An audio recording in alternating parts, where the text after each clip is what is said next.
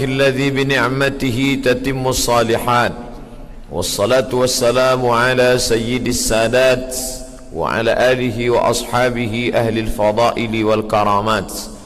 سبحانك لا علم لنا إلا ما علمتنا إنك أنت العليم الحكيم.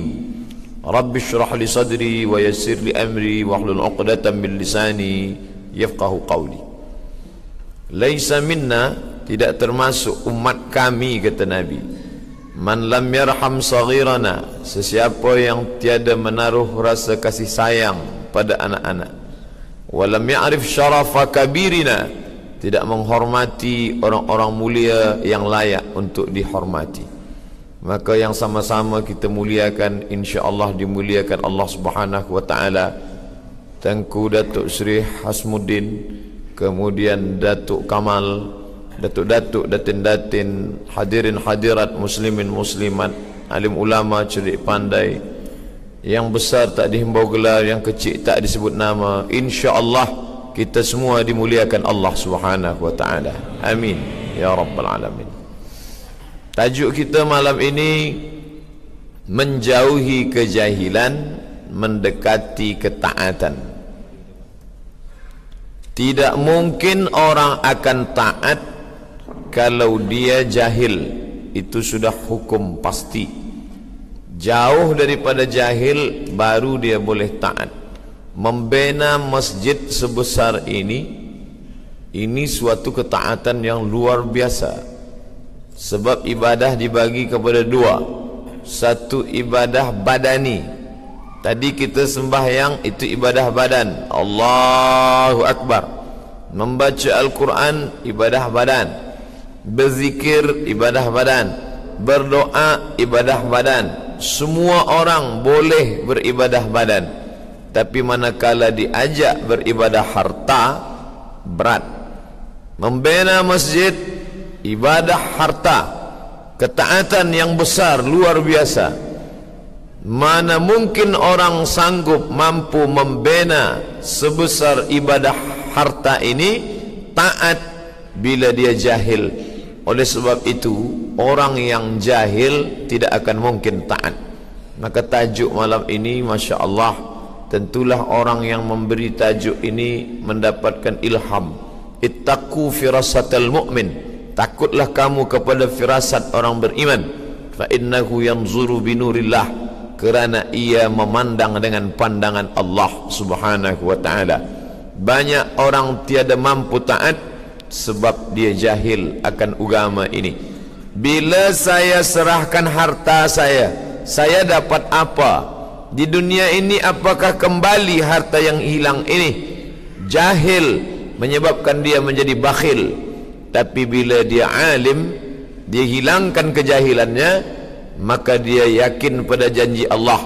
Man bana masjidan, sesiapa sahaja yang membina masjid, banallah mithlahu baitan fil jannah, dibina Allah baginya satu istana besar di dalam surga. Hilanglah jahilnya, datanglah ilmu, maka dia pun dekat kepada ketaatan. Jahil taat, jauh daripada jahil pasti taat. Bila kita nampak ada orang tak taat, pasti jahil. Oleh sebab itu, umat yang tidak taat itu disebut dengan umat jahiliyah. Ada satu buku ditulis oleh Muhammad Qutb, adik kandung daripada Sayyid Qutb, Jahiliyah Qarnil Ishrin, jahil abad 20. Mana mungkin ada jahiliyah lagi sekarang? Setelah Nabi Muhammad SAW lahir, menjadi Nabi dan Rasul, hijrah, tak ada jahiliyah. Tapi ternyata sifat-sifat jahiliyah ada, maka dihilangkan dengan ilmu. Malam ini kita berkumpul di tempat paling baik, masjid, bersama orang paling baik, ulama kita banyak, tuan-tuan guru, tuan-tuan syekh, ahli qiraat Al-Quran. Khairukum man ta'allama Al-Qur'ana wa 'allamahu.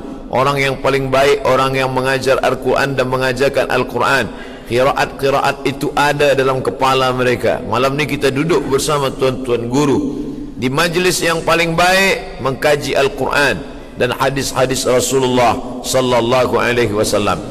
Anak-anak kita pula yang mestinya malam cuti duduk di rumah menonton televisyen, kemudian pula sembang-sembang, tapi malam ini Masya Allah mereka hadir di majlis ini, duduk pada saf awal. Mudah-mudahan mereka dijauhkan daripada kejahilan insyaAllah. Amin ya Rabbal Alamin. La ilaha illallah itu orang boleh bicarakan, siapa saja boleh mengeluarkan la ilaha illallah dari mulutnya, tapi ilmunya dia tidak ada. Maka sebelum la ilaha illallah itu apa kata dalam firman Allah? Fa'lam annahu la ilaha illallah. Apa makna fa'lam? Berilmu tentang la ilaha illallah. Itulah mengapa Nabi Muhammad sallallahu alaihi wasallam manakala perang Badar tahun kedua Hijrah, banyaklah tawanan-tawanan perang dari kalangan kafir Quraisy. Mereka ingin bayar. Nabi Muhammad dalam keadaan susah, miskin bersama para sahabat, tinggal harta benda di kota Makkah Al-Mukarramah, pindah sehelai sebadan kain untuk sampai ke kota Al-Madinah Al-Munawwarah. Apa tawaran orang kafir Quraisy? Kami akan tebus dengan wang, kami akan bayar saudara kami itu. Nabi tak terima. Bawalah uang kamu, cukup mengajarkan 10 anak Madinah tulis baca. Ajar mereka tulis, ajar mereka baca, maka hamba sahaya, maka ini akan bebas merdeka, tawanan-tawanan perang akan dilepas. Maka agama yang memerangi kebodohan, kejahilan adalah agama Islam.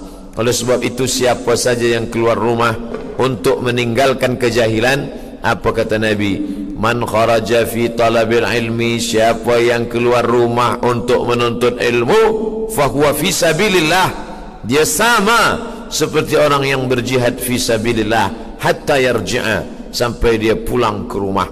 Dari mula sebelum azan maghrib sudah duduk, sampai azan isya kita tetap duduk, sampai pukul 9 kita tazkirah, lepas daripada pukul 9 kita akan jawab soal jawab. Ini semua bernilai jihad fisabilillah, menjauhkan kita daripada kejahilan-kejahilan. Tapi bila ada orang berkata ramai tadi di masjid, itu sudah menunjukkan bahawa menuntut ilmu kita sudah membuahkan hasil. Belum, ini hanya jalan saja. Buah daripada ilmu malam ini, bila kita tinggalkan kejahilan, kita dekat kepada ketaatan. Bila lepas dari kajian malam ini, maka sembahyang berjamaah lebih ramai, makin banyak orang ke masjid, maka orang sudah meninggalkan kejahilan, mendekat kepada ketaatan. Bila sebelum mengaji bakhil, pelit, setelah mengaji menjadi orang yang karim, jawad, pemurah, maka dia sudah meninggalkan kejahilan, dia sudah dekat kepada ketaatan. Alhamdulillah, di masjid ini, di majlis tadi, saya berjumpa dengan datuk-datuk, dengan para ulama, dengan para syekh, para imam kita. Dari mana belajar? Dari Kahirah. Di mana? Di Syubra. Belajar apa? Qiraat. Suatu ilmu yang amat sangat sulit dan susah. Mesti hafaz Al-Quran. Saya cuma tahu satu saja, qiraat Hafs an Asim. Sementara saudara-saudara kita tahu qiraat Qumbul, Ibnu Kathir, Warsh. Maka mereka ini di dalam kepala mereka semua. Bila orang tak tahu, dia persalahkan. Walam yakul lahu kuf'an ahad. Apa ni? Al-insan a'da'u ma jahilu. Orang bila dia tak tahu, dia akan musuhi itu. Alladzina yuqimuna as-salah. Apa yang kau baca ni? Dia tak akan taat. Sebab apa? Dia tidak tahu ini ilmu. Tapi di Malaysia, alhamdulillah, pelajar-pelajar penuntut ilmu belajar ke Syubra, maka dia pun menjadi alim, faham dia Al-Quran, faham makna bunyinya. Ini semua huruf-huruf Arab ini tidak ada dalam huruf bahasa Melayu. Ada huruf tha, ada huruf wa, ada huruf a, ada bunyi qa, ada ta, ada jim, ada za, la, wa. Itu tak ada dalam bahasa Melayu. Orang Melayu kalau salah-salah sikit dia tak berdosa, tapi baca Quran bila tak tepat maka rubbatalil Quran. Berapa banyak orang baca Quran wal Quranu yal'anu, dilaknat oleh Quran. Mengapa dia dilaknat Quran? Sebab bacaan tak betul. Maka ada pula orang berkata, alhamdulillah Ustaz Somad, saya ni tak pernah salah baca Quran. Mengapa tak salah? Memang tak pernah baca Quran. Lebih baik pernah salah tapi mencoba daripada tak pernah salah kerana tak pernah mencoba membaca. Maka kita baca, la aqulu alif lam mim harf. Alif lam mim tidak dikata satu huruf. Alif satu huruf, lam satu huruf, mim satu huruf. Walikulli harfin asyru amthaliha. Setiap huruf akan dibalas 10 kebajikan.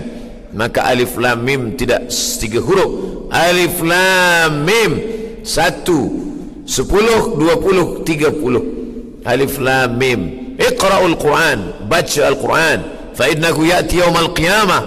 Quran nanti akan datang pada hari kiamat syafi'an li ashabi, memberikan syafaat kepada orang-orang yang membacanya. Alhamdulillah, hari ini Negeri Sembilan, kemana mata memandang kita pandang pondok tahfiz Quran.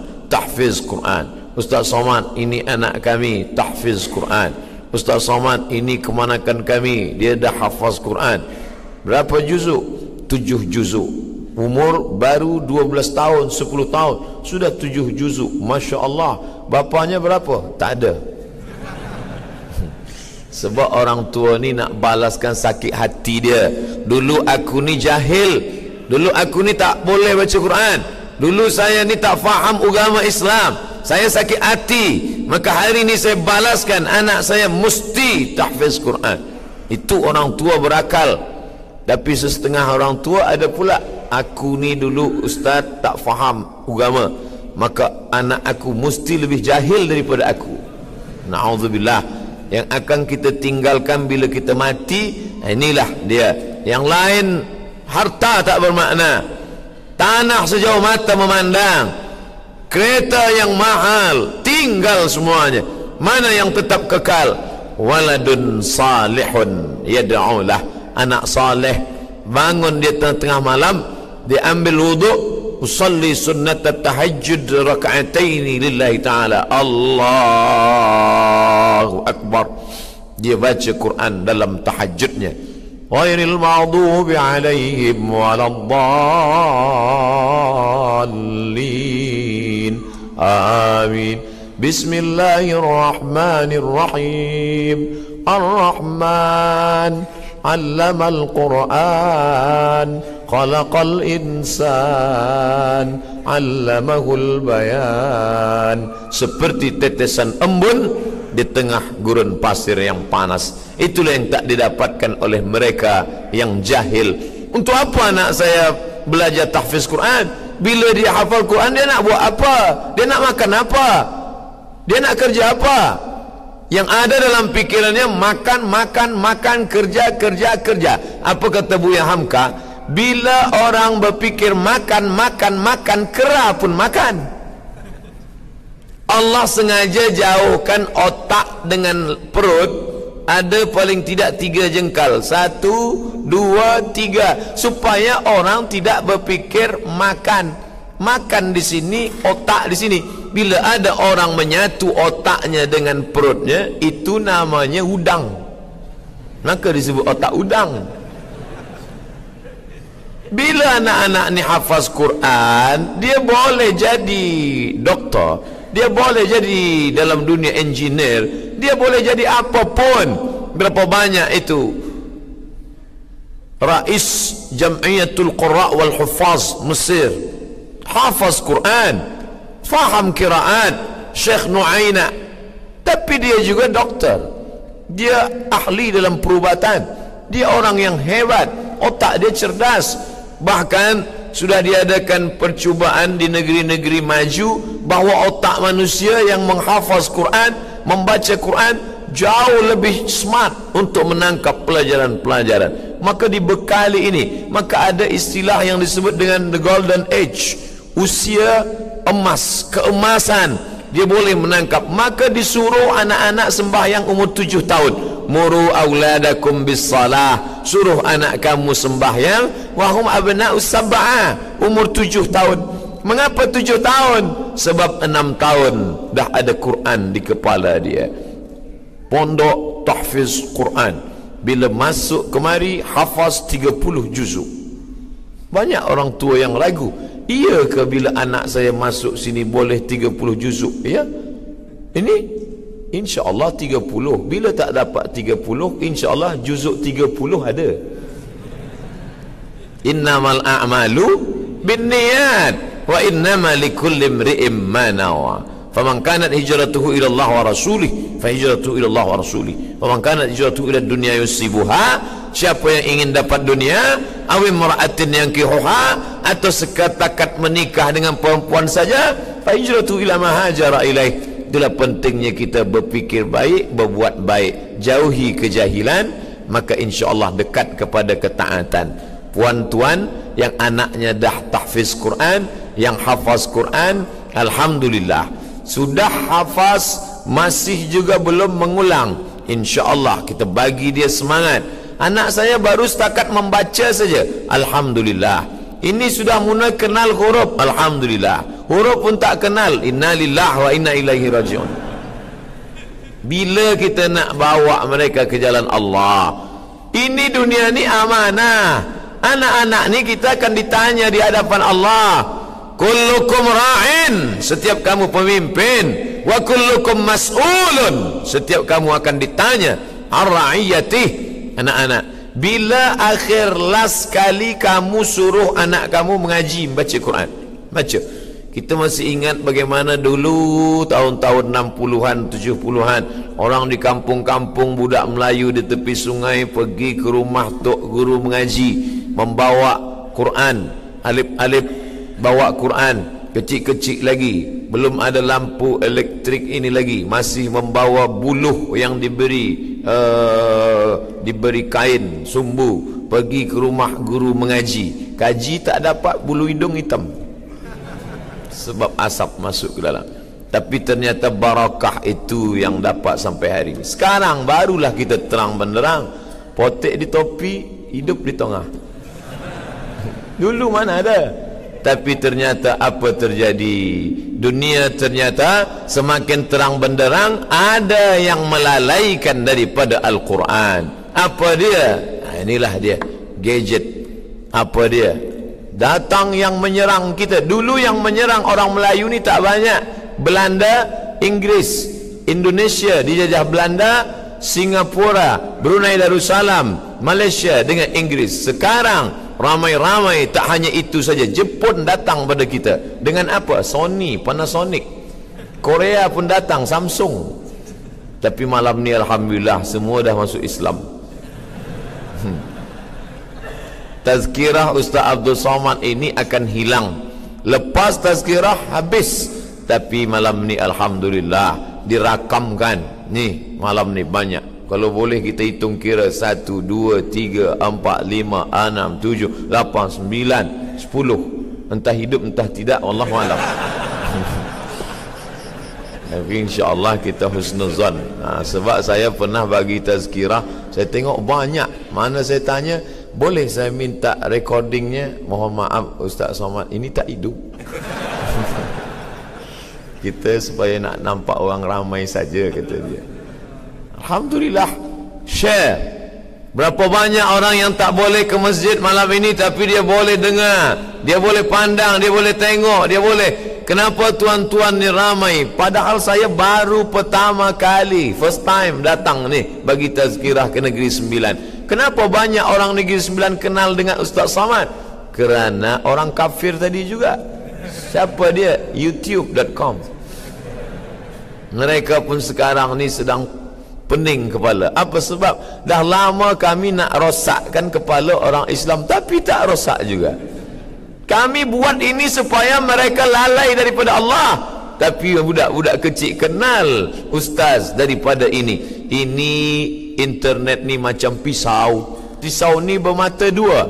Bila kita pakai ke bawah, insya-Allah dia tolong kita. Tapi bila kita pakai ke atas, dia akan potong urat nadi, dia akan potong leher kita. Maka dia alat. Dulu ada orang yang haramkan television. Television ni haram. Tapi ternyata bila kita pakai untuk yang baik, tengok yang baik. Apa contoh? Al-Hijrah. Baik, apa salah? Tonton Al-Hijrah. Khasnya program dari masjid ke masjid, Al-Hijrah. Kenapa Ustaz anjurkan itu? Sebab saya ada di dalam. Tengoklah dia. Nah, maka jauhi kejahilan, dekatkan diri pada ketaatan. Kami ni tuan-tuan guru, datuk-datuk, mereka belajar dulu bukan dekat. Dari Kuala Lumpur ke Jordan transit. Lepas daripada Jordan pergi Kahirah. Lepas daripada Kahirah ada pula yang lanjut terus PhD ke macam-macam tempat. Barulah balik ke Negeri Sembilan, balik ke Kuala Lumpur, balik ke Terengganu. Mereka tuntut ilmu jauh. Maka kita sekarang, saya belajar ke Kahirah tahun 1998 sampai 2002. Lepas itu teruskan pelajaran ke Maghribi. Budak-budak Malaysia balik, tiap-tiap tahun balik, tiap-tiap tahun balik. 4 tahun tak balik. Sampai dalam pikiran saya macam dibuang sih jauh-jauh. Jangan-jangan ini bukan anak kandung. Tapi rupanya sekarang barulah.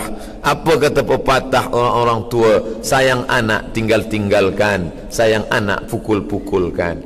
Bukan kita tinggalkan kita sebab benci, tidak. Tapi kita sayangkan dia. Lebih baik sekarang meleleh air mata kerana rindu sebab dia jauh. Di mana anak tuan? Di Kahirah. Bulan Ogos yang lalu saya pergi ke Kahirah. 200 km daripada Kahirah saya sampai ke Alexandria, Iskandaria. Pergi ke rumah sahabat saya, namanya Ustaz Luqman. Makan, tidur rumah Ustaz Luqman. Ada budak 2 kecil. Saya tanya, budak ni kenapa dia tak cakap kita? Dia cakap Malaysia. Memanglah ini budak dari Malaysia. Budak kecil dari Malaysia, umur 12 tahun, 15 tahun. Dikirim orang tua dia ke Iskandaria untuk belajar. Saya tanya, Ustaz Luqman pernah tak jumpa dengan ibu bapa anak 2 ni? Tidak pernah. Jadi macam mana boleh? Melalui handphone saja. Saya tinggalkan anak saya belajar di Iskandaria, belajar agama Islam, belajar. Lebih baik menangis air mata menetes kerana rindu sekarang, tapi nanti akan menuai. Tangan mencincang, bahu memikul. Apa yang kita tanam hari ini, itulah yang akan kita tuai masa akan datang. Nanti bila dia dah umur 20, 25 tahun, masa itu penyesalan tiada berguna. Menangis air mata darah. Sebab apa? Sebab dia dah kena dadah, sebab dia dah kena zina. Tapi apa kata orang Arab? Lan tarji'al ayyamul lati madat. Masa yang lalu tak lagi boleh kembali. Maka bila ada puan menangis sampai bengkak biji mata, ini menangis kenapa? Anak kami jauh belajar. Belajar di mana? Seremban. Bukan jauh. Orang anak dia hantar ke Alexandria, dia kirimkan pada orang yang dia tak pernah jumpa. Demi apa? Dia kirim saja wang tiap-tiap bulan supaya anak-anak ni jadi orang. Apakah sekarang dia tak orang? Dia manusia, tapi hatinya boleh jadi tak bekerja. Itulah yang disebut Allah dalam Al-Quran, lahum qulubun la yafqahuna biha. Hati dia ada, tapi dia tak boleh pakai guna. Lahum a'yunun, dia punya mata, la yubsiruna biha. Lahum adhanun, dia ada telinga, la yasma'una biha. Tak ada guna. Dia manusia tapi tak ada berguna. Maka bila kita tegak, kaki kita dipijak orang, kita akan berkata, awak buta kah? Mata dia terbuka. Mengapa kita kata buta? Sebab mata tak boleh berguna dipakai. Na'udzubillah. Itulah laknat di atas laknat. Pertama kali laknat Allah. Bila ada orang sakit, sakit bukan laknat. Bila ada orang sakit, dia kata Allah laknat saya kah? Tidak. Sebab orang sakit boleh jadi Allah ampunkan dosa dia. Ma yusibul mu'min min nasabin wala wasabin wala saqamin wala syaukin yastakuha. Sakit, demam, sakit hati, susah, sampai duri yang mencucuk tapak kaki, Allah hapuskan segala dosa-dosa. Maka bila ada suami menangis di ruang ICU, apa menangis ni? sebab banyak dosa. Sabar, Allah akan ampunkan segala dosa. Tapi ada yang laknat di atas laknat, apa dia? Hati tertutup. Itulah yang dikatakan Allah, khatamallahu ala qulubihim. Pertama kali laknat Allah, hati tertutup. Selepas itu wa ala sam'ihim, telinga tersumbat. Selepas itu wa ala absarihim ghishawah, mata tak lagi boleh membezakan mana hak mana batil. Tinggalkan kejahilan, dekati ketaatan. Kita di bumi Melayu itu semacam sudah ada satu package akidah Asy'ari, fiqh Syafi'i, tasawuf Junaid Al-Baghdadi dan Abu Hamid Al-Ghazali. Beza dengan Maghribi sikit saja. Maghribi akidah Asy'ari, fiqh Maliki, tasawufnya tetap Junaid Al-Baghdadi dan Abu Hamid Al-Ghazali. Imam Syafi'i bukan dia duduk tepi Kaabah berzikir, datang ilmu laduni. Dia belajar. Lahir di Gaza, sekarang yang sedang dijajah oleh Israel, laknatullah alaihim. Mudah-mudahan Allah berikan pertolongan supaya Palestin merdeka insyaAllah, amin.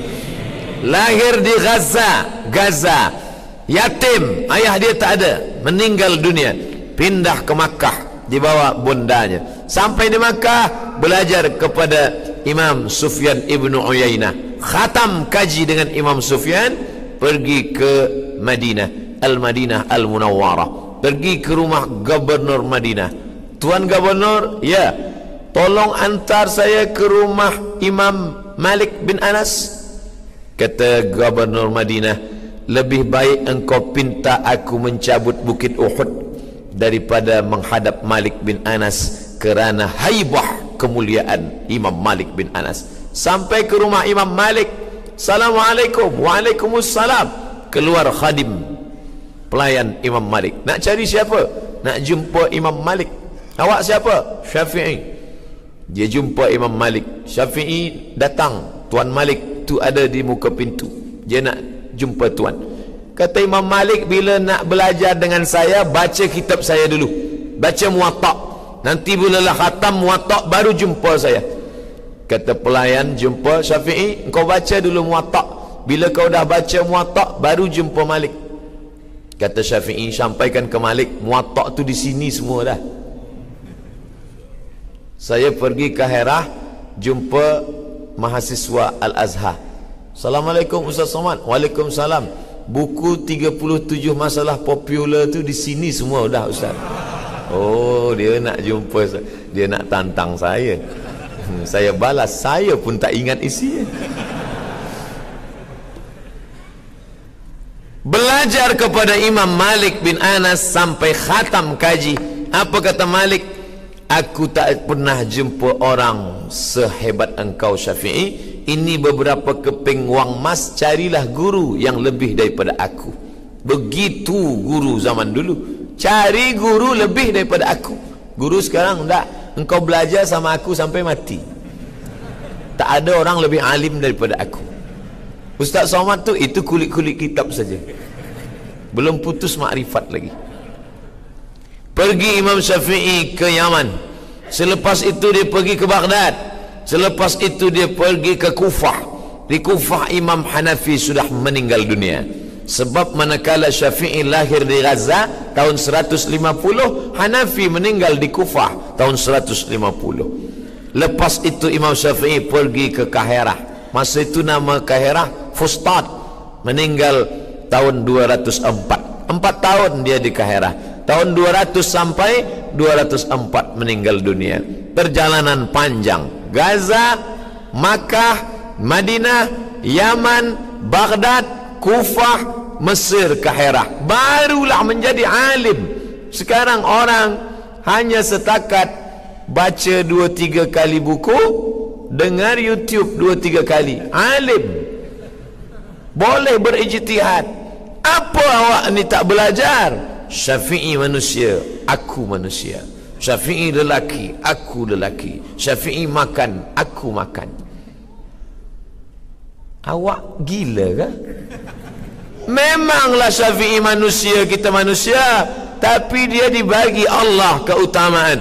yu'til hikmata man yasha wa man yu'tal hikmata faqad utiya khairan katsira. Oleh sebab itu belajar. Dia bukan duduk di taman raudhah lalu datang malaikat. Kita tidak ingkari ada ladunni wa 'allamnahu min ladunna ilma. Tapi sedangkan imam sehebat Syafi'i pun belajar, apalagilah kita manusia yang dhaif. Tinggalkan kejahilan dengan menuntut ilmu pada tuan-tuan guru. Dari mana kamu ambil hadis ini? Dari Sahih Bukhari. Mana mungkin Sahih Bukhari jumpa Nabi? Bukhari meninggal 256, 2 abad setengah daripada Nabi SAW, 256 tahun. Takkan dia jumpa. Lalu dari mana dia dapat hadis? Dari gurunya Abdullah bin Maslamah. Abdullah bin Maslamah dari siapa? Malik bin Anas. Malik bin Anas dari siapa? Dari Abu Zinad. Abu Zinad dari siapa? Dari Al-A'raj. Al-A'raj dari siapa? Dari Abu Hurairah. Abu Hurairah dari siapa? Dari Sayyidina wa Maulana Muhammad sallallahu alaihi wasallam. Al-isnad minad din. Sanad ni dari agama. Fanzuru amman ta'khudhu dinakum. Maka pandanglah dari siapa kamu belajar.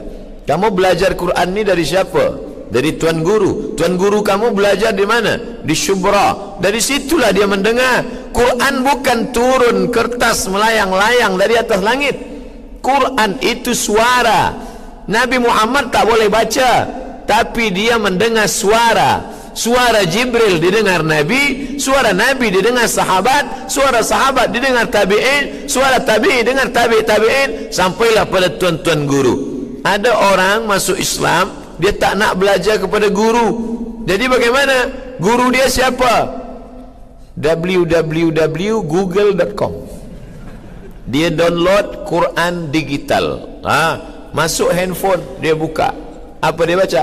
Kahaya so. Itu yang ada di dalam. Kaf haya ain sin qaf alif lam mim. Maka Syekh Mutawalli Sya'rawi, Imamul Mufassirin dari Mesir, manakala dia belajar baca Quran, dia tak tahu tulis baca. Sebab di Kaherah orang belajar di kutab. Sebelum masuk madrasah kutab dulu. Budak-budak kecil tak pandai tulis baca, tapi dia hafaz surah-surah. Maka dia baca. Manakala dia sudah pandai membaca, dia tanya pada guru, tuan guru, ya, mengapa yang alif lam mim di sini dengan alif lam mim di sini beza bacanya? Alif lam mim di sini alif lam mim. Alif lam mim di sini alam nashrah.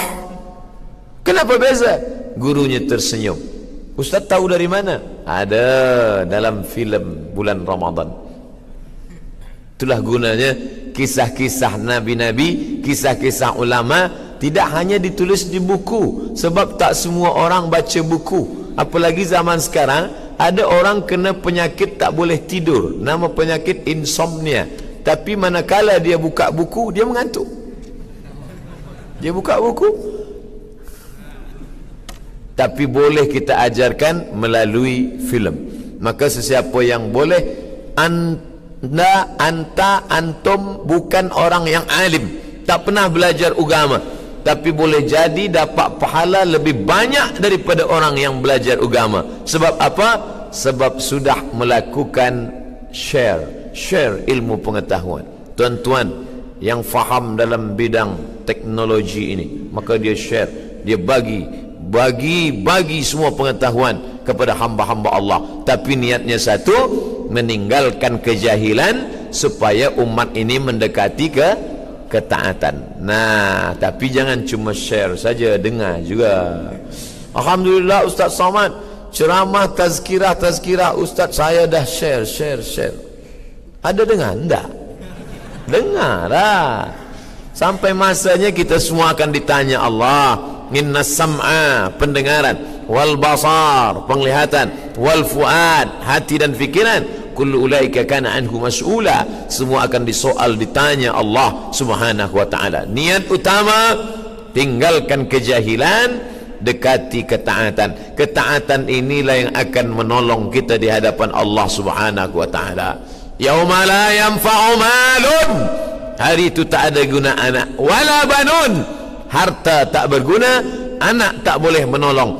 Bila kita fikir sekarang sejenak, sekejap, mana yang paling banyak menghabiskan waktu kita?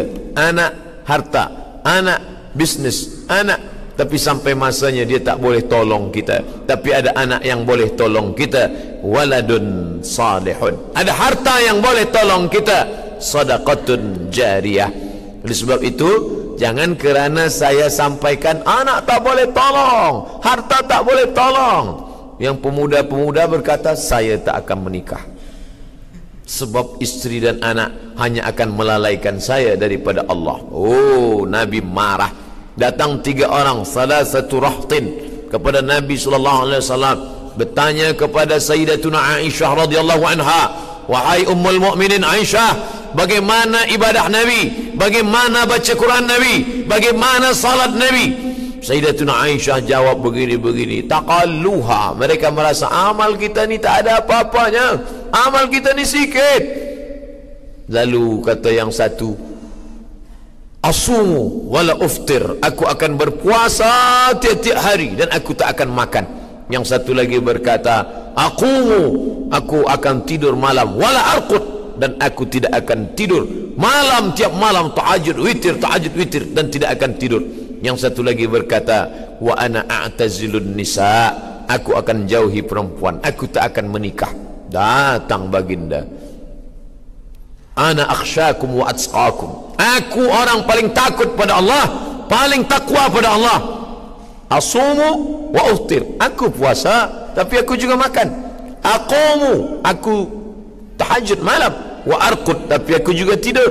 Wa ana atazawwajun nisa, dan aku menikahi perempuan. Faman raghiba an sunnati falaysa minni, sesiapa yang tidak mengikut sunnahku maka dia bukan bahagian dari umatku. Apa pelajaran dari hadis ini? Ternyata ada manusia yang beramal banyak tapi amalnya tak diterima Allah. Siapa itu? Orang yang puasa terus, orang yang tidak menikah, orang yang hanya tahajud saja. Tiga-tiga orang ini kalau ada sekarang, kita akan cium tangan dia, kita kata dia ibadahnya banyak, jam malam dia tahajud, tidak menikah. Tapi ternyata Nabi marah. Kenapa? Ibadahnya banyak tak diterima Allah kerana jahil. Jangan sampai jahil. Mudah-mudahan kita diselamatkan daripada jahil. Maka kalau ada tazkirah, datang. Siapapun yang bagi tazkirah, datang. Datang, duduk, dengar, diam. Mengantuk-mengantuk sikit, diampunkan Allah, insyaAllah. Saya biasa bagi tazkirah tidak pakai jam. Kadang 1 jam, kadang 1 jam setengah, kadang 2 jam, tergantung keadaan jamaah. Bila saya nampak ada orang menguap 2 orang 5 minit, saya berhenti. Tapi di Malaysia, di masjid kerajaan, masjid negara, masjid Muaz bin Jabal, masjid di Terengganu, malam ni di masjid di Seremban di Negeri Sembilan, maka dihadkan 60 minit. Selepas itu baru kita buka soal jawab. Ini maknanya tak pernah kita berhenti menuntut ilmu, apapun namanya. Datang, dengar, duduk, diam. Man salaka tariqan, siapa yang melalui suatu jalan, yaltamisu fihi ilman, dia dapat ilmu di jalan itu, sahalallahu lahu bihi tariqan ilal jannah, dimudahkan Allah jalan dia menuju surga-surga Allah. Banyak ilmu yang tidak dapat di buku. Kita jumpa ulama, maka di setiap tempat saya pergi pasti saya cari ulama. Pergi ke Kuching, silaturahim dengan ulama. Pergi Terengganu, silaturahim dengan ulama. Malam ini berjumpa dengan para ulama. Ulama bukan mesti umur tua.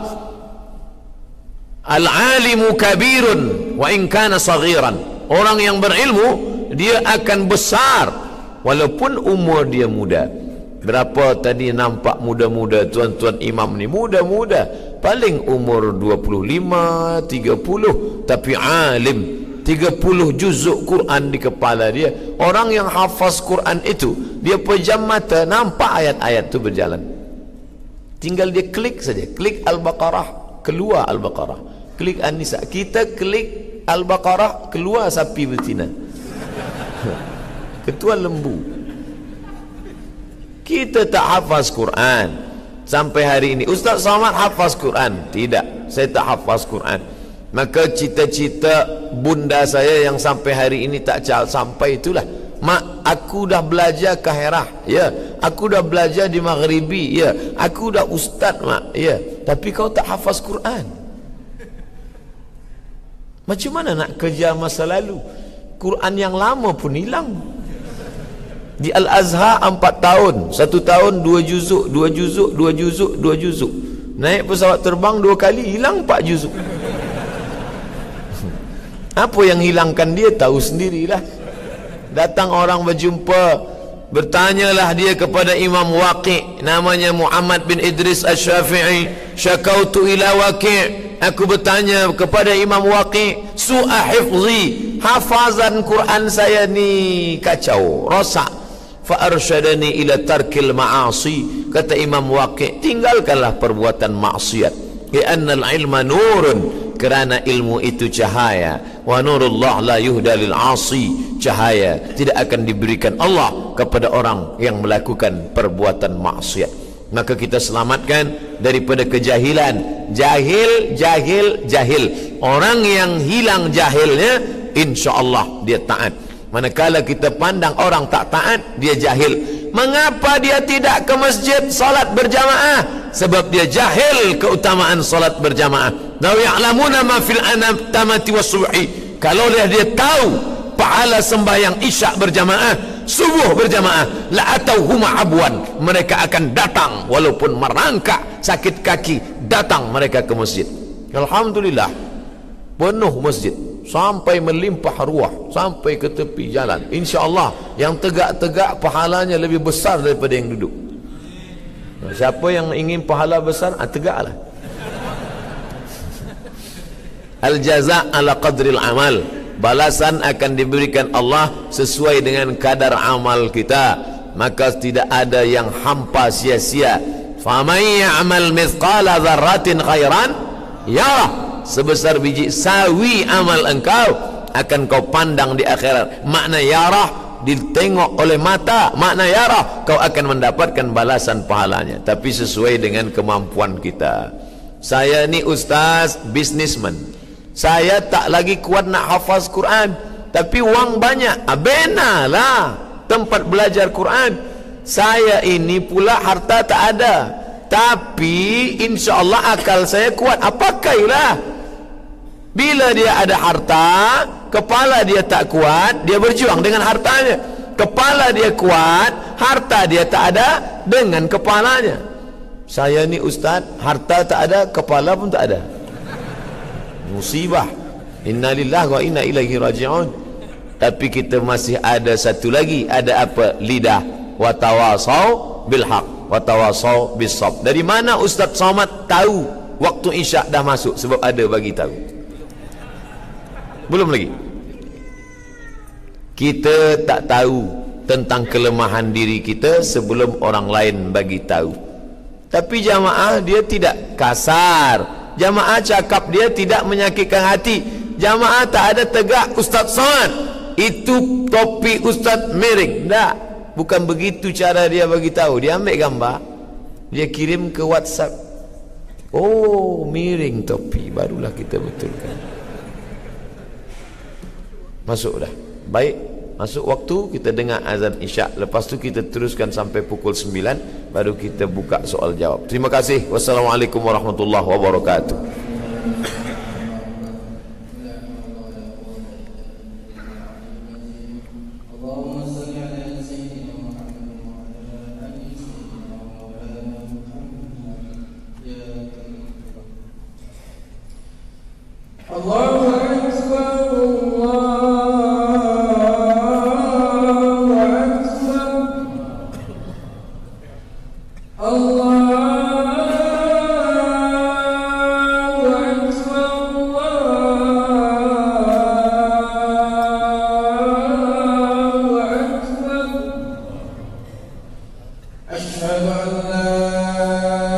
إله إلا الله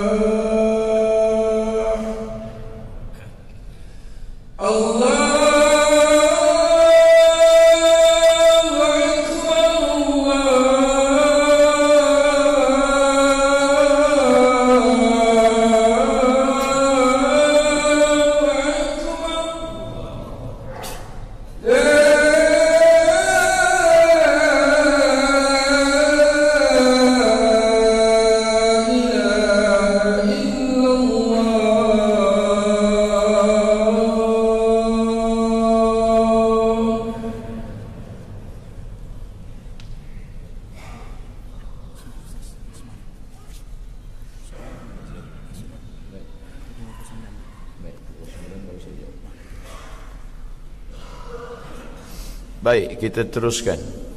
Ada orang datang pada saya, kata dia azan itu tidak boleh pakai lagu, pakai irama, tarannum. Karena kata dia bid'ah, wa kullu bid'atin dalalah wa kullu dalalatin finnar. Saya termasuk orang yang tak faham tentang tarannum ni. Maka bila kita tak tahu, kita tanya pada orang tahu. Saya jahil dalam bidang ini. Saya tanya. Ada imam Masjid Islamic Center di Rokan Hulu, Riau, Sumatera. Namanya Ustaz Indra Gunawan Johan di Musabaqah Tilawatil Quran Internasional Kuala Lumpur. Maka saya tanya, Ustaz, ya, iya ke tak boleh irama dalam azan, dalam baca Quran? Oh boleh, kata dia. Bayati, soba, sika, nahawan, jaharka, ras, boleh. Apa salahnya? Tapi kata orang, imam-imam Masjidil Haram itu tidak pakai lagu, tak pakai irama, tak pakai tarannum. Nah, dia hidupkan. Cuba dengar baik-baik. Syekh Abdul Rahman Sudes, Syekh Su'ud Ash-Shuraim, Syekh Huzaifi. Ini dia faham. Ini lagunya, ini tarannumnya. Oh, kenapa ada orang mengatakan tidak ada? Dia bukan tak ada, dia tak tahu. Ternyata jahil lah yang membuat orang salah menghukum. Tapi tentu dengan yang disepakati ulama, bayati, soba, nahawan, jaharka, ada kaji tajwidnya, ada tarannumnya, ada qiraatnya. Ini semua, itulah kekayaan agama Islam. Ini tak ada dalam agama lain. Yang faham lagu, suara dia bagus, ajarkan. Yang suara kurang bagus tapi hafazan kuat, qiraat. Hafazan tak kuat, suara tak bagus, tulisan tangan cantik, kaligrafi. Masya Allah. Tidak ada menutup kemungkinan untuk kita beramal baik-baik selama lagunya yang disepakati. Adapun lagu Melayu masuk ke azan, tak boleh. Allahu Akbar, Allahu Akbar. Itu boleh. Tapi kalau lagu Allahu Akbar, itu tak boleh. Rusak.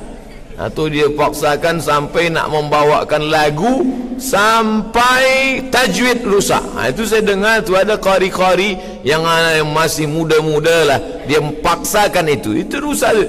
Iyyaka na'bud. Tak betul.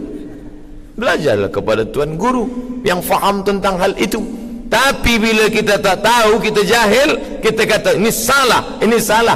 Hanya orang jahil sajalah yang berkelahi, berkawan, bersahabat, ukhuwah Islamiyah, ketaatan. Berkelahi jahil. Maghribi bacaan Qurannya Warsh, mazhab fiqahnya Syafi'i. Kita mazhab fiqah Maghribi Maliki. Tiada pakai bismillah, tak ada basmalah. Allahu Akbar, alhamdulillahi rabbil alamin, ar-rahmanir rahim, maliki yaumiddin. Kami jemputlah Syekh Profesor Dr. Muhammad Ar-Ruki. Dia guru besar, profesor di Darul Hadis, di Indonesian Embassy, untuk imam sembahyang tarawih malam. Sila Syekh Muhammad Ar-Ruki pun maju. Allahu Akbar, Bismillahirrahmanirrahim, alhamdulillahi rabbil alamin, Ar-Rahmanir-Rahim, Maliki Yaumiddin. Kami pun mula tak khusyuk sembahyang. Apa dia baca bismillah? Apa ma dia panjang? Biasanya pendek. Lepas main tarawih kami tanya, Syekh, ya, Syekh kan mazhab Maliki, ya, bismillah baca, tak ada baca bismillah. Baca biasa qiraat Warsh, ma-nya pendek. Apa baca panjang? Dia senyum. Saya tahu kamu orang Indonesia, mazhab kalian Syafi'i, saya pakai Syafi'i. Kalian baca Quran di kampung halaman kamu, negeri Melayu, baca qiraat Hafs an Asim, saya baca Hafs. Salahkah? Masya Allah, ternyata dia boleh dua-duanya. Kita tidak. Kadang kita nak tunjukkan aku ni beza lah. Di tengah orang bermazhab Syafi'i, dia tunjukkan bahawa dia tidak Syafi'i. Allahu Akbar, Bismillahirrahmanirrahim. Kita ni nak tunjukkan beza atau nak ta'liful qulub? Syekh Abdul Rahman Sudais, mazhabnya Hambali, mazhab Hambali basmalah sir, dan dia diminta menjadi imam di Masjid Istiqlal Jakarta. Ada recording di YouTube, cuba tengok. Allahu Akbar sembahyang Jumaat, Bismillahirrahmanirrahim. Orang heran, kenapa di Masjidil Haram dia tak pernah baca jahar? Kenapa di Istiqlal dia baca sir? Kenapa di Istiqlal dia baca jahar? Sebab dia tahu inilah fiqh dakwah, inilah orang alim, bukan jahil. Sebab apa?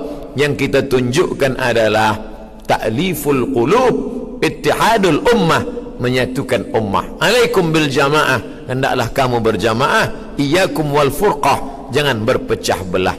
Cuba pandang tuan imam kita tadi, dia baca basmalah jahar, selepas salat baca zikir pun jahar.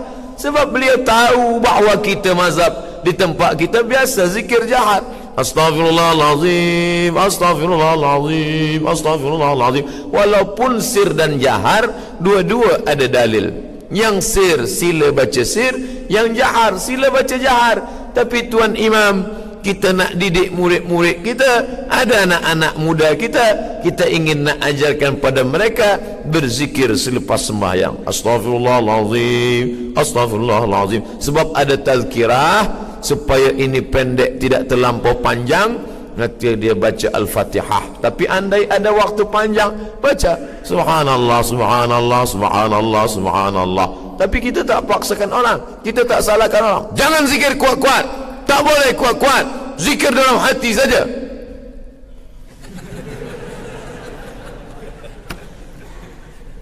Ni Nak lawan Quran ke? Baca Quran.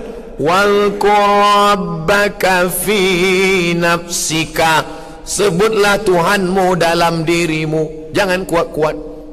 Apa awak baca kuat-kuat tadi? La ilaha illallah, la ilaha illallah. Ni Quran nak lawan. Wal rabbaka fi nafsika, sebut Tuhanmu dalam dirimu, jangan kuat-kuat. Orang kalau disalahkan orang lain, dia tak terima, dia pasti marah. Apa kata awak? Saya ni salah, tapi dalam hati dia mula,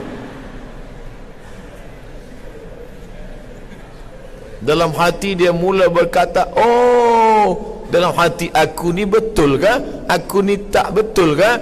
Maka kita mesti faham dengan baik bahawa tanyalah ulama. Apa kata ulama tentang membaca zikir? Walqur rabbaka, sebutlah Tuhanmu fi nafsika, dalam dirimu. Makna ayat itu baca ayat sebelumnya. Apa ayat sebelumnya?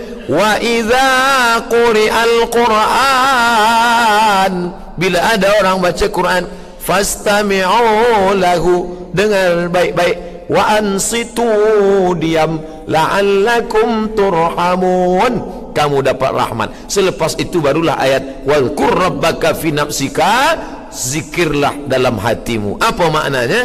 Bila ada qari baca Quran, jangan zikir kuat-kuat. Begitu kata Imam Nawawi. Ada qari baca Quran, a'udzubillahi minasyaitonir rajim, bismillahirrahmanirrahim, la ilaha illallah, la ilaha. Tak boleh. Itu mana ayat. Ini yang menjawab ni bukan saya, Al-Hafiz Jalaluddin Abdul Rahman As-Suyuti dalam kitab Al-Hawi lil Fatawi tentang mengapa boleh zikir jahar. Yang kedua, kenapa zikir jahar? Wal rabbaka fi nafsika, sebutlah Tuhanmu dalam dirimu. Ka di situ Muhammad.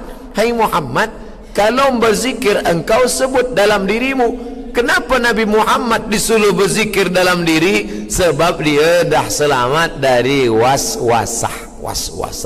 Sedangkan kita belum selamat dari waswasah, maka kita disuruh berzikir kuat untuk mengusir. Makanya orang tua-tua dulu masuk ke dalam hutan, dia ratib zikir kuat untuk mengusir hantu segala macam.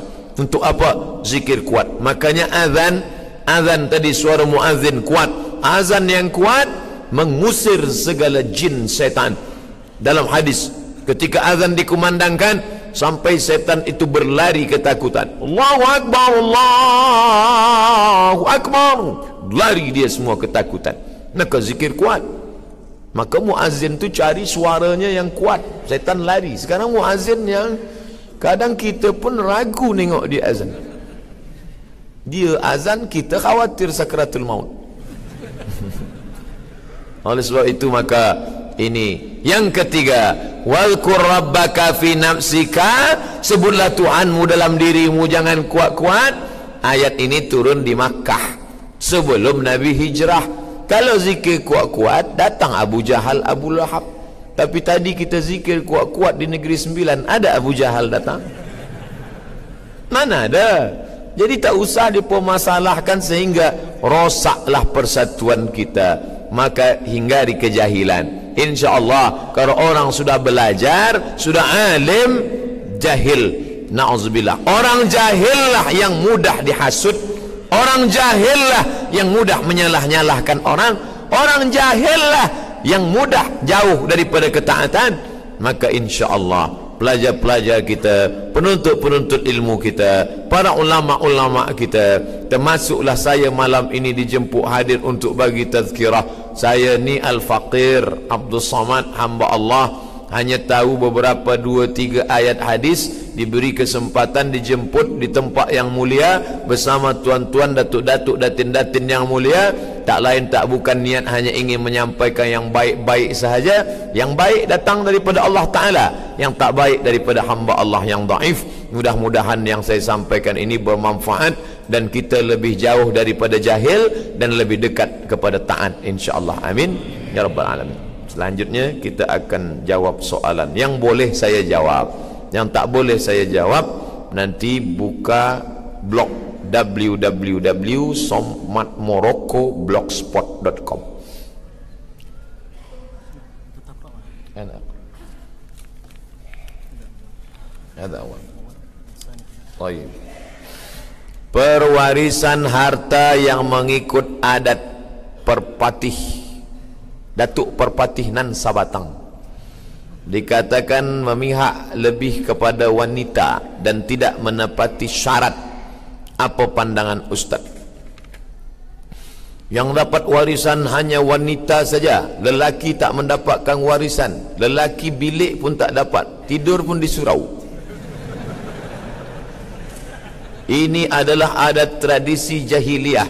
Kata siapa? Kata orang yang jahil. Dia tak faham. Tanya dulu baik-baik. Saya orang Minangkabau, misal merantau ke suatu negeri, maka di negeri ini saya pun kaya raya.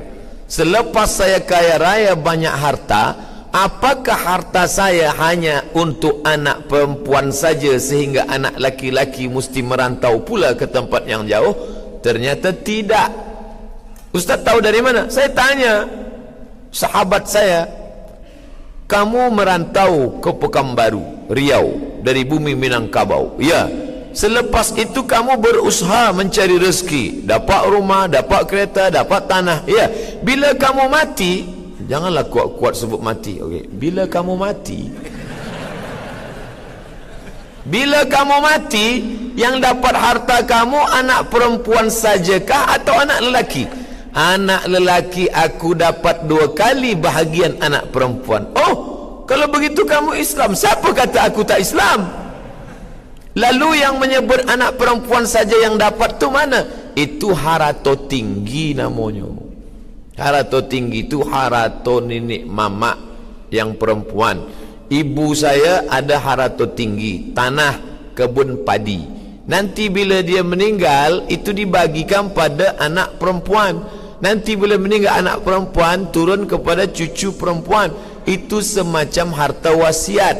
Dia tiada hak milik, hanya hak pakai sahaja.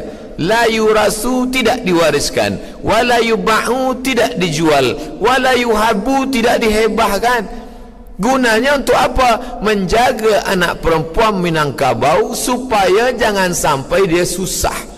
Saya bukan nak bezakan dengan suku-suku lain, suku Jawa, suku Sunda, suku Batak. Cubalah tengok perempuan-perempuan Minangkabau, ada tak dia susah mencari nafkah rezeki sampai pergi merantau jauh? Walaupun ada, tapi tak banyak. Sebab apa? Sebab dia di kampung halaman menikah dia dengan lelaki. Kebetulan lelaki ni tak pula baik, nama Fir'aun. Tak ada bagi nafkah. Di mana dia minta? Kalau suku lain dia minta pada saudara dia. Ada saudara lelaki dia. Saudara lelaki baik, bini tak baik. Tapi insya-Allah orang ini tidak akan kelaparan. Kenapa? Ada harato tinggi tadi yang diwarisi dari nenek turun ke anak, turun ke cucu. Itu semacam wakaf keluarga. Itu bukan saya yang bercakap bentuk itu. Buya Hamka pun ada membahaskan tentang harato tinggi ini. Jadi bila ada orang nanti berkata orang Minangkabau itu semua hartanya untuk perempuan, maka kita jelaskan dengan baik, engkau tak faham. Bila dia meninggal, anak lelaki tepat dapat 2 kali bagian, tetap pakai hukum waris. Apa kata pepatah Minangkabau? Adat basandi syarak, syarak basandi kitabullah. Adat ini basandi syarak. Mana yang tak sesuai syarak, dia akan campakkan. Kalau mahulah menghitung berapa ulama Minangkabau yang masyhur, mereka bukan level kampung sahaja. Imam Masjidil Haram meninggal tahun 1916. Tulis dengan baik. Imam Masjidil Haram meninggal tahun 1916. Namanya Syekh Ahmad Khatib. Alif lam mim nun kaf ba alif wawiyah, 9 huruf. Saya masa tengok apalah cara baca ni, alif lam mim nun kaf ba alif wawiyah. Rupanya lama saya baca Al-Minkabawi, Minangkabau. Syekh Ahmad Khatib Al-Minkabawi. Nama dia Ahmad Khatib, merantau, anak pemuda Minangkabau 2. Kalau tak pandai mengaji, pandai bersilat. Kenapa pandai mengaji? Sebab dia duduk kat surau. Di surau dia bersilat. Lalu kemudian selepas remaja merantau ke Makkah. Nasib baik kalau tuah ada di badan, pasir digenggam menjadi intan. Ahmad Khatib Minangkabau hafaz Quran, hafaz fiqh Syafi'i, hafaz hadis. Nasib baik dekat dengan Syekh Saleh Al-Kurdi. Syekh Saleh Al-Kurdi orang kaya dari Kurdistan. Anak gadis dia pula cantik, menikah dengan anak Syekh Saleh Al-Kurdi. Selepas itu Syekh Saleh Al-Kurdi dekat dengan penguasa Makkah, Raja Makkah Syarif. Waktu itu dibawa ke istana. Syarif jadi imam. Allahu Akbar. Ditakdirkan Allah salah baca Quran. Diluruskan Syekh Ahmad Khatib dari belakang. Diluruskan. Kalau meluruskan bukan kata salah tu imam, bukan macam tu. Bukan senang nak luruskan bacaan orang. Dia luruskan. Selepas itu bercerita dengan Syarif. Kata Syarif, engkau punya ilmu Masya Allah. Diangkatlah jadi mufti mazhab Syafi'i di kota Makkah Al-Mukarramah. Dan dia masyhur. Cari nama dia, kitab dia dicetak di Darul Fikri Beirut. Syekh Ahmad Khatib Al-Minkabawi. Manakala saya sampai ke Rabat Maghribi, saya belajar di Darul Hadis. Darul Hadis menerima pelajar penuntut ilmu 20 orang saja setahun. 15 orang Maghribi, 5 yang bukan Maghribi. Masuklah Tuan Syekh, jubah 2 lapis, pakai sorban. Masuk dia ke dalam. Dia tengok semua pelajar baru. Dia tengok ada yang unik satu. Ini dari planet mana ni? Dia tanya saya, man anta? Masmuka? Ana Abdul Samad Syekh. Min aina anta? Ana min Indonesia. Hal ta'rif Syekh Yasin Al-Fadani? Al-Fadani Padang. Hal ta'rif Syekh Yasin Al-Fadani? Kata dia. Saya jawab, araftuhu musnidud dunia. Ahli sanad di dunia ini Syekh Muhammad Yasin Al-Fadani. Meninggal tahun 1990. Jawatan terakhir rektor Darul Ulum Makkah Al-Mukarramah. Semua sanad-sanad ulama pasti dalam nama Yasin Al-Fadani. Syekh Ali Jum'ah Mesir, Mufti Mesir, Syekh Ali Jum'ah. Dari mana dia dapat hadis? Tengok sanad Syekh Ali Jum'ah. Haddatsani Syekhi Syekh Muhammad Yasin Al-Fadani. Sekarang yang masih hidup di Kahira, Syekh Mahmud Said Mamduh menulis 7 juzuk kitab At-Ta'rif bi Awhami man qassama sunan baina sahih wa dhaif. Hadis-hadis yang didhaifkan Syekh Albani, dhaif, dhaif, dhaif, dhaif. Apa kata Syekh Mahmud? Bal sahih. Hadis yang didhaifkan Syekh Albani sahih, 7 juzuk. Tengok sanad hadis dia. Syekh Mahmud Said Mamduh dari siapa? Syekh Muhammad Yasin Al-Fadani. Sebenarnya Syekh Maghribi itu nak angkat derajat saya, supaya orang Maghribi yang ada di kelas tu jangan anggap saya rendah. Ini budak ni memang kurus, hitam, buruk, tapi ada orang dia yang menjadi ahli sanad dunia. Begitu cara dia. Maka saya jelaskan siapa? Syekh Muhammad Yasin Al-Fadani, musnidud dunia. Saya baru balik daripada umrah. Masa saya umrah, saya pergi berziarah ke Jeddah, ke rumah seorang mudarris pensyarah di Ummul Qura. Syarah di Ummul Qura. Namanya Dr. Syekh Abdullah Saleh. Ujung namanya Mangkabu. Saya tanya, apa Mangkabu? Minkabawi. Kenapa tak panjang? Orang Arab Saudi sekarang payah nak sebut Minkabawi. Jadi ujung nama Syekh Abdullah Saleh Minkabu. Saya datang ke rumah dia dengan sahabat-sahabat saya. Dia bagi makan, dia bagi minum, dia bagi semua, dia jamu. Dia berasal daripada Sungai Sari. di bumi Minangkabau. Jadi jangan kata orang Minangkabau tak faham Islam. Kita tak faham adat istiadat ni, baca balik. Ayah berwasiat melakukan ibadah korban kepada anaknya, tetapi ayah telah meninggal dunia. Adakah ibadah korban itu wajib dilaksanakan? Wasiat dilaksanakan, wajib hukumnya, kerana terkait dengan harta. Ada orang kata ini wasiat tak wajib.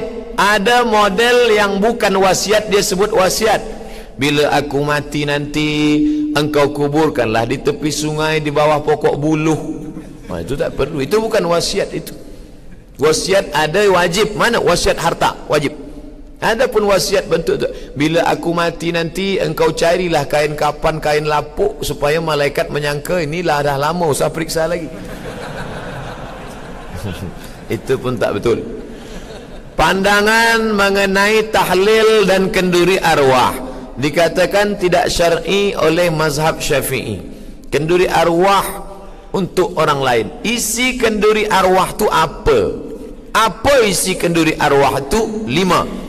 Yang pertama, doa. Yang kedua, makan. Yang ketiga, tazkirah. Yang keempat, silaturahim. Yang kelima, ikut susah menengok orang lain susah. Nah, 5 perkara ni ada tak dalam Islam? Pertama, doa. Sampaikah doa kita untuk orang mati? Sampai. Kalau tak sampai doa untuk orang mati, takkan diajarkan Nabi salam kepada Aisyah. Aisyah, bila engkau lalu di perkuburan, ucapkanlah salam. Assalamualaikum ya ala diyar minal mu'minin wa inna insyaallah bikum lahiqun yarhamullah mustaqdimin wal mustakhirin nas'allahu lana wa lakumul afiyah. Itu salam kita ucap di kubur. Maka salam terbagi 3. Salam yang pertama wajib dijawab, salam yang kedua tak boleh dijawab, salam yang ketiga kita tak ingin mendengar jawaban. Salam pertama wajib dijawab, salam saya pertama kali tadi. Salam kedua, salam imam nanti sembahyang, Assalamualaikum warahmatullahi, itu tak usah kita jawab. Waalaikumsalam Pak Imam. Salam yang ketiga kita tak ingin dengar jawabannya. Itulah doa untuk orang mati. Assalamualaikum ya alal kubur. Kalau tak sampai doa, kalau dia jawab kita mati. Nah, yang kedua, ayat Quran. Sampai tak bacaan Quran tu untuk orang mati? Sampailah. Apa kata Imam Nawawi? Pelepah korma fasyaqahu nisfain, dia cucukkan di kubur sampai tasbih. Pelepah korma ni bertasbih, tasbihnya sampai untuk orang mati. Kalau tasbih pelepah korma saja sampai, apa lagi bacaan Quran orang beriman? Itu kata Imam Nawawi dalam kitab Majmu' Syarah Muhadzab. Abdullah bin Umar bin Khattab, anak Umar bin Khattab, berpesan, bila aku mati nanti, bacakan pada bahagian kepalaku pangkal Al-Baqarah, pada bahagian kaki ujung Al-Baqarah. Tengok kitab Ar-Ruh. Yang menulis kitab Ar-Ruh ni siapa? Ibnu Qayyim Al-Jauziyah, murid Ibnu Taimiyah. Ibnu Taimiyah dalam kitab Majmu' Syarah Muhadzab mengatakan bacaan Quran untuk orang mati sampai. Ada ustaz dia tak nak pakai dalil-dalil, dia baca, dia ajak jamaah ramai-ramai baca Fatihah untuk almarhum fulan, Al-Fatihah. Lepas tu dia tanya, balik tak? Tak balik. Sampailah tu. Kalau tak balik lagi sampai. 3, makan. Sampai tak sedekah itu. Ketika Ja'far mati, meninggal dunia, kata Nabi, isna'u ta'aman li ali Ja'far. Dulu orang-orang Melayu bila ada orang meninggal, dia datang bawa beras, dia datang bawa air, dia datang bawa gula. Supaya apa? Supaya orang yang kemalangan ni tak susah kita bawa makanan. Tapi kalau ada dia kaya, dia buatkan makanan, maka dia berkata, puan tuan, datuk datin, ini bukanlah harta pinjaman, ini bukan pula punya fakir miskin, ini kami sebagai anaknya yang kaya ingin bersedekah. Bolehkah? Sampaikah? Saat ya Rasulullah ummi matat, makku mati, Afa atasaddaqu anha? Kalau aku bersedekah sampai tak sedekah ni? Kata Nabi, tasaddaq, bersedekahlah. Ayu sadaqatu afdal? Apa sedekah yang paling afdal? Kata Nabi, saqiyul ma, membagi air minum. Sedang air minum sampai, apa lagi sampodeh baung? 4. Apa lagi 4? Ada tazkirah malam itu. Bagilah tazkirah supaya orang tu sabar. Sebab manakala datang as-sadmatul ula, pukulan kematian, susah hati, risau, maka diajak dia watawasau bil haq watawasau bisab. Yang terakhir, yang kelima, ikut susah. Datang kita itu pun ikut menyenangkan hati dia. Apa kata anak-anak almarhum? Alhamdulillah, dulu kami sangka ayah kami ni punya kawan sahabat waktu hidup sahaja. Ternyata selepas mati pun rupanya datang juga Ustaz Somad kemari. Adakah dikira sebagai zihar apabila suami menyamakan wajah istrinya dengan artis kerana wajah istrinya seperti artis? Itu namanya angan-angan tak sampai. Maka jangan selalu pandang artis. Menengok artis meniti air liur, menengok bini meniti air mata.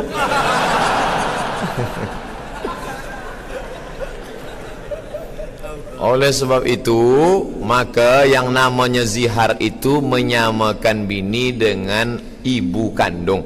Sebab orang dulu bila dia tak suka, dia katakan, zihar, belakang engkau ni macam belakang mak aku lah. Itu maknanya sebagaimana aku haram berhubungan dengan mak aku, begitu jugalah dengan engkau. Adapun dengan artis, seeloknya janganlah. Walaupun tidak dihitung kira sebagai zihar, jangan samakan dia dengan orang lain. Kerana perempuan tak ingin dibanding-bandingkan dengan orang lain. Bila tak percaya, tanyalah perempuan. Panggil saja dia dengan panggilan seperti Nabi memanggil Aisyah, ya Humaira. Humaira dari kata ahmar. Humaira putih kemerahan. Sebab bila kulitnya kena matahari, putih kemerahan. Balik dari sini panggil ya Humaira, walaupun dia hitam. Jangan terlampau jujur. Ini ada laki bini hitam, dia panggil ya Hajar Aswad. Tentu sakit hati dia. Apa hukum persilatan menggunakan aura dalaman seperti aliran macam aliran di Malaysia, aliran Margoloyo? Sebenarnya ini bukan aura, jin masuk ke dalam badan. Saya dulu pun pernah juga, tapi tak sampai jin tu masuk. Kami mengintip dari pokok-pokok kayu. Kami dulu kecil-kecil nakal juga, mengintip orang silat dari pokok kayu. Guru datang dari Jawa, dia salam murid ni, nak pesan apa? Nak jurus kera. Dia salam memanjat ke batang kelapa macam kera. Nak jurus naga, macam ular naga. Rupanya jin tu dimasukkan ke badan. Dia kata aura lah, dia kata awak akan dibangkitkan auranya, ini segala macam. Jin masuk. Itu sudah ada dalam Quran, juzuk 29 surat Al-Jin. Setengah jin ya'udzuuna birijalim minal jin, mereka meminta tolong kepada jin, fazaduhum rahaqa, mereka semakin durhaka pada Allah. Sesiapa sahaja yang pernah menanamkan susuk, dimasukkan intan biar supaya cantik, dimasukkan pakai daun sirih segala macam, keluarkanlah dengan ruqyah syar'iyah. Sebab bila dia ada di badan kita, dia mengganggu kita, jin kafir, nanti kita susah mati sampai dibuka atap barulah. Malaikat maut tidak tunda kematian.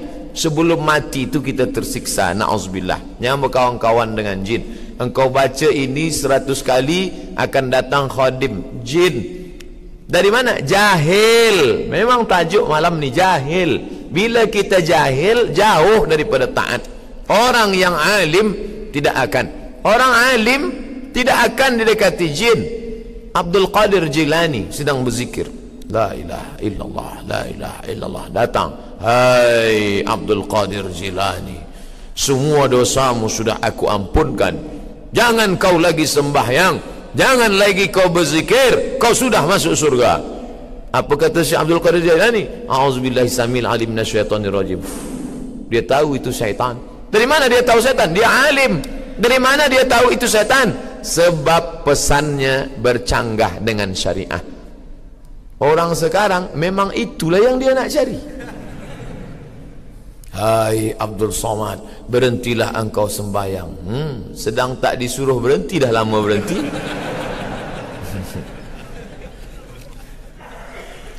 Assalamualaikum Ustaz. Waalaikumsalam. Apa hukum menyimpan ukiran tangan sendiri di rumah? Mengukir, memahat, mencetak, membentuk. Bila dia kita pasang lampu padam, ada nampak cahaya dia, maka dia tamathil, berhala. Walaupun kita sendiri buat. Innal malaikata, malaikat la tadkhulul buyut, tak masuk ke dalam rumah, fiha tamathil. Kalau di rumah tu ada patung berhala, ukiran, cetakan, pahatan, ada dalam. Kenapa malaikat tak mahu masuk? Kerana di dalam berhala patung itu ada setan. Malaikat tak mahu satu majlis dengan setan. Bukan malaikat takut sama setan, dia tak mahu satu majlis. Malaikat yang tidak masuk itu malaikat rahmat. Malaikat maut masuk. Saya pelat. Apa hukum saya jadi imam? Pelat sebut R, huruf ra. Ini namanya lafrah. Orang yang tak tepat huruf, seelok-eloknya tepat huruf lah. Tapi andai pun tidak, dia memang tak tepat huruf. Tapi 30 juz. Yang satu ni huruf baik semua, tapi tak ada hafal. Qul huwallah pun kadang hilang kalau jadi imam. Maka aqra'uhum, yang paling banyak hafazannya. Buka kitab Al-Fiqhul Islami wa Adillatuh Syekh Wahbah Zuhaili, baca pada bab mazhab Syafi'i. Yang pertama, kalau berkumpul kita ramai-ramai ini, siapa yang paling ahaqqu bil imamah? Sultan yang pertama, sultan. Di bawah sultan, imam ratib, imam yang diangkat oleh sultan, imam ratib. Di bawah itu afqahuhum, orang yang paling faqih, paling alim. Bahawa dia ada sedikit kekurangan, ini bukan kehendak dia, tapi seelok-eloknya maka yang sempurna. Tapi andai tidak, maka dia tetap boleh jadi imam. Bagaimana merubah solat yang salah ketika solat berjamaah?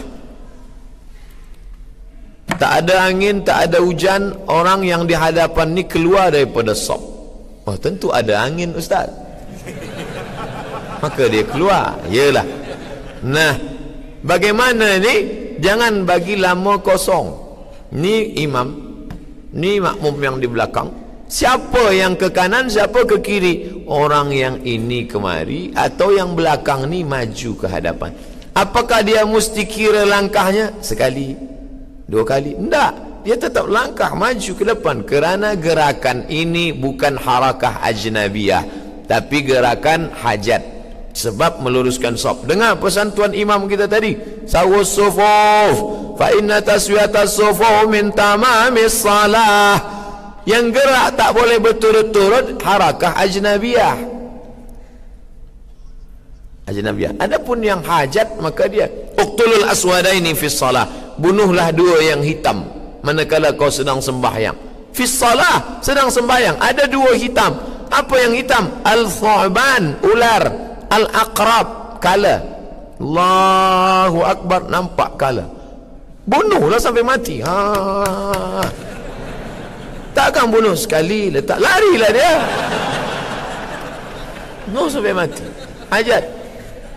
Begitu juga dalam kitab fiqh, manakala kita sembahyang di tengah hutan, banyak pokok-pokok hijau tadi saya tengok, sembahyang tengah hutan, ada perigi tua, dia sedang sembahyang, datang orang buta, tak tahu entah dari mana orang buta datang, maka boleh dia tarik tangan orang buta itu, dia selamatkan supaya tak masuk dalam perigi buta. Takkan orang buta masuk pergi buta. Dia tarik supaya selamat orang ini, jauh sikit, selamatlah dia. Tapi dia tak boleh bercakap. Kalau dia bercakap, batal. Jangan ke sini lagi tuan ya. Batal lah. Apa hukum menggunakan hadis ahad dalam isu akidah? Buka buku saya 37 masalah popular dalam pembahasan masalah istiwa, dalam masalah khabar ahad. Khabar ahad hujjah inda ahli sunnah wal jamaah. Kalaulah tidak dipakai khabar ahad, maka bagaimana? Dalil pertama, Nabi memerintahkan Muaz bin Jabal pergi ke Yaman seorang saja. Kalau tak disuruh khabar ahad, itu kan dalam masalah fiqh. Dia tidak hanya mengajar fiqh. Islam tu isinya 3: akidah, syariah, fiqh, akhlak. Maka 3-3 dia sampaikan. Begitu juga manakala Nabi SAW mengirimkan yang membawa surat Hatib bin Abi Balta'ah membawa surat ke Mesir kepada Jirjis Muqawqis. Itu menunjukkan khabar ahad. Begitu juga tentang perubahan arah kiblat dari Baitul Maqdis ke Makkah, Ka'bah, dibawa oleh seorang lelaki ke Quba dari Madinah. Khabar ahad. Khabar ahad menjadi hujah. Saya doakan semoga Ustaz kertas terakhir dipanjangkan umur. Amin. Amin. Ustaz, saya seorang bujang, lelaki belum menikah, azib. Dulu saya pernah berdoa pada Allah supaya diberikan jodoh anak yatim piatu kerana masa kasihan. Tapi pada masa ini saya berminat dengan akhwat yang masih mempunyai orang tua. Saya ingin melamarnya, tapi kedua orang tuanya tak merestui. Bagaimana menghadapi masalah ini? Ini bukan masalah fiqh.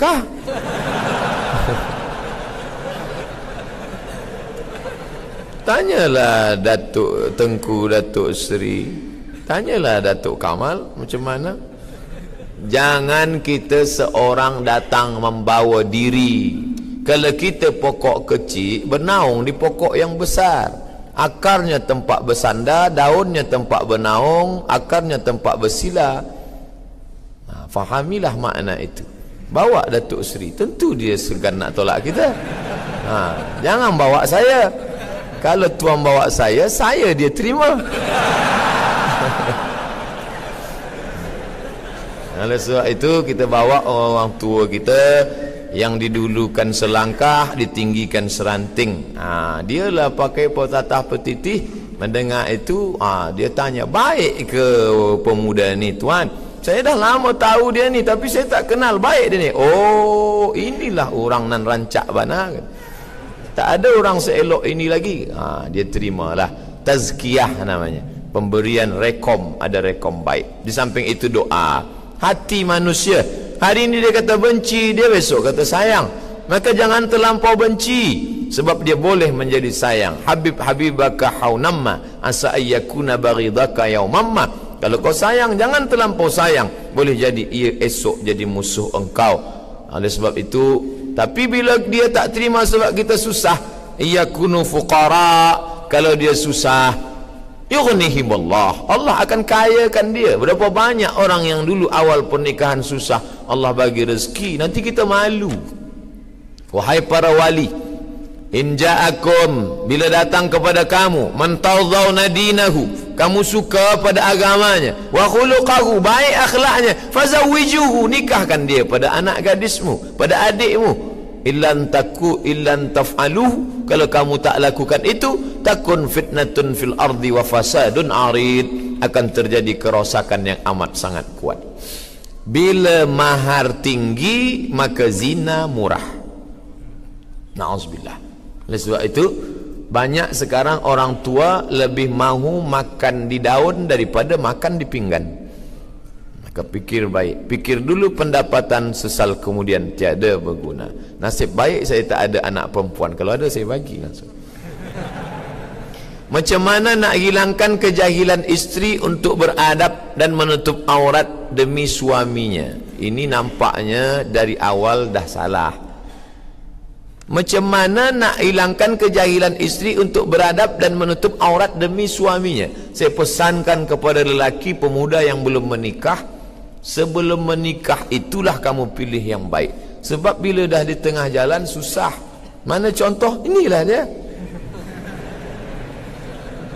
Tungkahul mar'atu li arba'. Perempuan itu dinikahi kerana 4. Lima liha, kerana dia kaya. Wali hasabiha, keturunan orang baik-baik.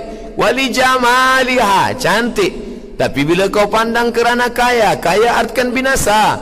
Kau pandang kerana suku, berapa banyak orang yang dilepaskan daripada penghargaan, daripada kemuliaan. Wali jamaliha, jangan kau pandang kerana cantiknya. Hari berganti, musim berubah, wajah pun ikut berubah. Pandanglah kerana yang keempat, wali diniha, kerana agamanya. Itulah yang takkan lapuk kerana hujan, takkan lekang kerana panas. Datang pelajar, saya sehari-hari pensyarah. Datang pelajar saya, Ustaz Somad, ya, boleh tak Ustaz carikan saya perempuan yang ada 4-4-nya? Kaya, keturunan orang baik-baik, cantik dan beragama. Kata saya, kalau ada 4-nya, apa saya kasih ke awak? Man talaba akhan bila aibin baqiya bila akhin. Sesiapa yang mencari kawan tak bercacat seumur hidup takkan berkawan. Siapa mencari perempuan yang tak ada kekurangan seumur hidup tak akan berkawan. Oleh sebab itu terima dia dengan segala kerendahannya. Bila dia jahil, maka kita bagi tahu ada 5 step, 5 langkah. Pertama, fa'izuhun, bagi dia nasihat. Oh adinda, mengapa engkau tak tutup aurat? Tutuplah aurat. Apa kata dia? Kanda pun baru 2 hari ni pakai celana panjang. Bila dia tak dengar nasihat, wa farriqu wahjurunna fil madaji', pisah tempat tidur. Bila engkau tak juga berubah, maka apa boleh buat? Kita tak lagi bersama satu tempat tidur. Abang pindah ke kamar sebelah. Kata dia, memang itulah lama yang aku tunggu-tunggu. Tak juga. Yang keempat, fab'as 3, fab'asu hakaman min ahlihi wa hakaman min ahliha. Panggil dari pihak lelaki, dari pihak perempuan. Nampaknya anak kemanakan kita ni tak boleh lagi duduk bersama. Sebab dia dah macam Tom and Jerry. Macam mana ni? Yurida islahan yuwaffiqillahu bainahuma. Bila ada islah, maka Allah akan tautkan hati mereka berdua. Lembut hati dia. Aku inginlah berubah. Tak juga. 4, at-talaq. Talak bukan keputusan awal. Lama proses menuju talak. 1, 2, 3 baru talak. Abghadul halal ilallah at-talak. Bila engkau tak juga tak mahu, aku tak ingin masuk neraka gara-gara ini, ku anfusakum wa ahlikum nara, aku akan ditanya Allah, maka apa boleh buat? Na'udzubillah, abghadul halal ilallah at-talak. Dia takut, menangis, maka tak jadi. Lalu kemudian yang kelima, ini na'udzubillah, talak 3, itu jauh betul daripada na'udzubillah. Tetap ada nasihat, jangan pernah berhenti nasihat.